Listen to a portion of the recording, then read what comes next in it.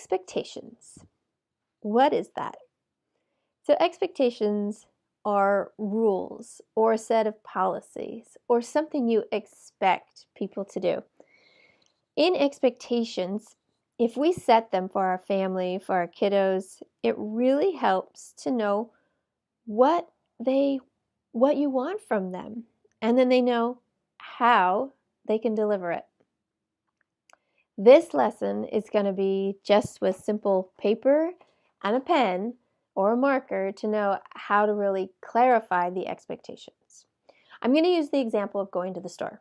So, how many of you go to the grocery store? A few of you out there? Okay. Now, how many of you go to the grocery store with your kids? I just saw everyone's hands drop. Because it's too hard? No.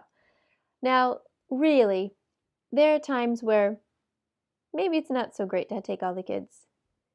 But for the majority of the time, we don't have that luxury, and the kids come with us.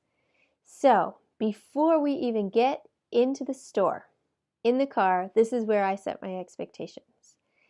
Kind of like with visual schedules, I have to do it every day until they start to understand. Now, with my kiddos with the autism, we still have to keep reminding them. But here we go. Here's an example of no expectations. I drew it out for you. It's probably backwards. But the point of it is we are going to the store, and in the store we're doing our shopping, we're getting everything done, and now we're at the checkout stand, the famous finish line of terror and fear for most parents. Why? Because great marketers know they're going to put the candy, the toys, all the little goodies, all the little knickknacks right there. And they're going to squeeze you in a small aisle. And you are going to be busy and distracted trying to put up all of the things you had to get for a week's worth of groceries. And little Bobby, little Anna, they're going to see all the goodies. And then they're going to want. And then they're going to ask. And then they're going to beg. And then they're going to negotiate. And then they're going to manipulate. And then they're going to tantrum. Because you have had to say no, no, no, no, no. And our results, crying, tantruming, upset, you're upset, they're upset. And we leave the store happily ever after. Or not. Right. That's not good. And I know we've all experienced it. Now, it's not to say that we're going to be perfect at this every time. But it is to say it's going to give you a conscious thought prior to going into an event, to activities, to even maybe Thanksgiving dinner with the relatives. So here we go with the store analogy. Even though it's backwards, you'll get the point. We're going into the store. We're doing all of the shopping, we're praising, we're helping kids. Now it's time for the checkout. Now this is what I'm telling them in the car before we even get into the store or grab the shopping cart. We're going to go into the store. We're going to get the food, the things on the list. We're going to stay together as a group, meaning they don't have to all be smashed into the cart. They can hold onto the cart, or I call it the bubble. As long as they stay within the bubble, we're good. And now it's time for the world famous finish line and checkout. Now before we get here, I have shared my expectation. There will be no gum, there will be no treats, and a lot of that no, no, no. But really, it's clarifying. So they know I've laid down the law, I've put down that border, that boundary. We're not doing that.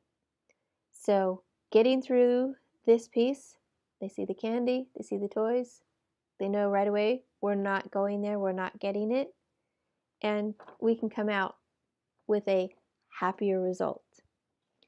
It takes practice and it takes time, and it takes holding to the line.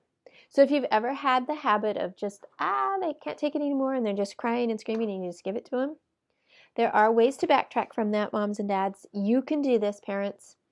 So the next time you say, every time we go in the store, we're always getting some of this. We're not going to do that anymore. And you could list the reasons why, for finances, for health, or whatever. Show some pictures with it. You can show some equations. This is what I am going to do. This is what the results will be. Visually map it out there for them. And then give them a challenge to help rise to.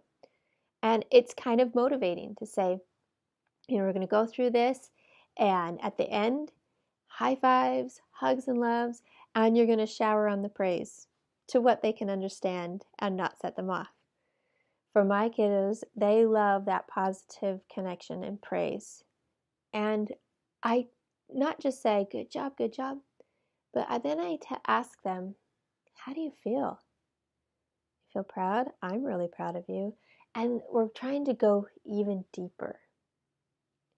The expectations, when we set them, really clarify what we want them to do, how we expect them to respond, and how we expect to respond.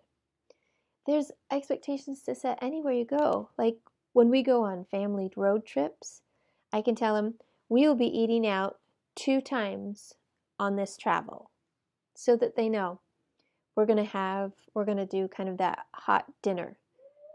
Other than that, we're going to be doing breakfast and lunch where I'm packing it in the car, and they know that up front so that every time we start to get hungry, we don't hear the rumbles of, oh, I want to see a McDonald's. Oh, I want to go here. Oh, I want to go there. So that really clarifies everything that we need to do. So please set those expectations.